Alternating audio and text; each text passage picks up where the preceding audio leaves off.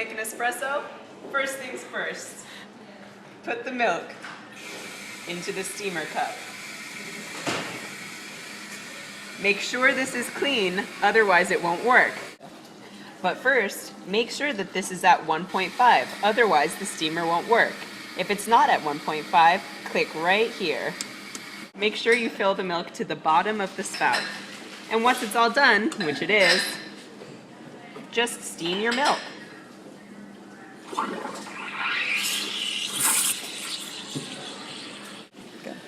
When you're done with the frother, make sure to clean it.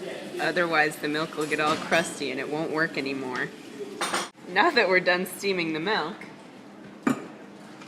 get your espresso pod, which is conveniently located right below the espresso machine. Open it. Easier said than done. And put it in the pod case. Tink. Get your cup. Nope, just kidding. Only the smaller babes will fit. And make sure to turn this off once you're done steaming your milk. And then, when you're ready for your espresso, click the right one with the little coffee cup so it looks like an espresso. It makes sense.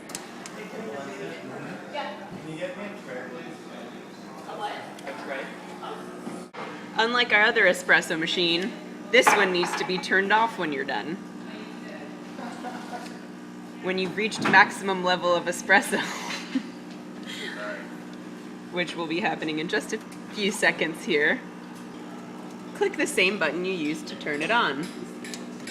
And voila, espresso. Pour your espresso into a bigger cup, if you wish.